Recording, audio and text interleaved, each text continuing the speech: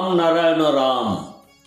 জওহরলাল নেহেরু যখন প্রধানমন্ত্রী ছিলেন তখন তিনি শ্রী শ্রী বালক ব্রহ্মচারী মহারাজকে নিজের কাছে ডেকেছিলেন এবং তাঁকে জিজ্ঞাসা করেছিলেন, আপনি সুভাষচন্দ্র বোস সম্পর্কে সমস্ত কিছু জানেন, তাই আমাকে বলুন তিনি কোথায়।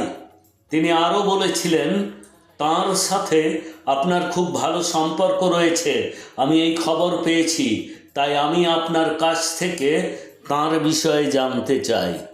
বালক ব্রহ্মচারী মহারাজ নেহেরুজিকে বলেছিলেন, আপনি কি চান যে তিনি ফিরে আসুন?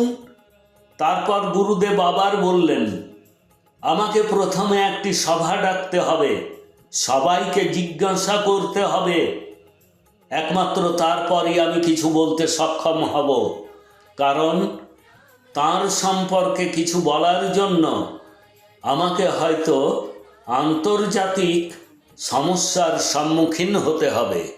বালক ব্রহ্মচারী মহারাজ যখন কলকাতায় ফিরে আসেন, তৎকালীন পশ্চিমবঙ্গের মুখ্যমন্ত্রী প্রফুল্ল সেন তাকে 500 জন পুলিশ দিয়ে গ্রেপ্তার করেছিলেন। গ্রেপ্তারের আগে তাঁর বাড়িটি অনুসন্ধান করা হয়েছিল, যেখানে ফরওয়ার্ড ব্লকের 3টি নথি পাওয়া যায়, যার উপর সুভাষচন্দ্র বোসের স্বাক্ষর ছিল। এরপরে পুলিশ ওনাকে গ্রেপ্তার করে। মামলাটি আদালত পর্যন্ত যায় এবং বালক ব্রহ্মচারী মহারাজ সেই মামলা জিতেছিলেন। নেহেরুজির যখন অন্তিম লগ্ন এসেছিল তখন বালক ব্রহ্মচারী মহারাজ এবং নেতাজি তাঁর সামনে উপস্থিত হলেন। নেহেরু দুজনকে দেখার কিছুক্ষণ পরে মারা যান। এরপরে বালক ব্রহ্মচারী মহারাজ বলেছিলেন, নেহেরুজি নেতাজি সুভাষচন্দ্র বোসকে যা করেছিলেন তার কারণে তাঁর পরিবার শেষ হয়ে যাবে। আর আজ তা সত্য বলে প্রমাণিত হয়েছে। বালক ব্রহ্মচারী মহারাজ এটাও বলেছিলেন যে ভবিষ্যতে ব্রহ্মচারীগণ এই দেশকে নেতৃত্ব দেবেন। আজ সেই ভবিষ্যৎবাণীটিও সত্য হয়ে উঠেছে। মোদিজি ও যোগীজির মতো ব্রহ্মচারী নেতারা দেশ চালাচ্ছেন।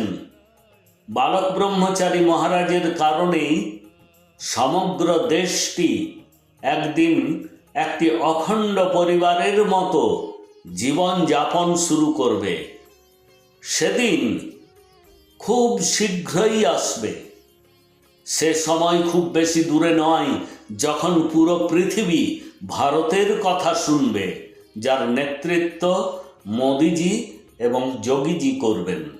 7000 বছরের মধ্যে যত ধর্ম গঠিত হয়েছে সে সমস্ত ধর্ম আগামী দিনে থাকবে না। আজ পৃথিবীতে 1500 জন লোক রয়েছেন যারা 800 কোটি মানুষকে শোষণ করছেন। এই সব মানুষেরা প্রতিটি মানুষের জন্মগত অধিকারও কেড়ে নিয়েছেন। বালক ব্রহ্মচারী মহারাজ প্রকৃতির নিয়ম কানুনকে গ্রহণ করতে বলেছেন। এই বিধিগুলি একদিন সারা দেশে প্রযোজ্য হবে। যিনি এসব মেনে চলবেন না তার পতন নিশ্চিত। পৃথিবীতে যত ধর্ম আছে সব শেষ হয়ে যাবে। বালক ব্রহ্মচারী মহারাজ বলেছেন যে মানুষেরা যেসব দেবদেবীদের পূজা উপাসনা করেন সেসব দেবদেবীরা সত্যই কি সনাতনী হিন্দু ছিলেন? 10,000 বছর আগে হিন্দু ধর্ম নামে কোনো ধর্ম ছিল না। রাম এবং অন্যান্য দেবতারা কি কখনো বলেছিলেন, আমার পূজা উপাসনা করুন, আমাকে ফল মূল নৈবেদ্য দিন? যদি আপনি সত্যই তাদেরকে বিশ্বাস করেন যে তারা উচ্চ মানের ঈশ্বর, তবে তাদের পূজা উপাসনা করার পরিবর্তে আপনার জীবনে তাদের আদর্শ গ্রহণ করুন। বড় বড় মন্দির তৈরির পরিবর্তে তাদের দেখানো পথে এগিয়ে যান। ধর্মকে বিশ্বাস না করে বরং কর্মকে বিশ্বাস করুন।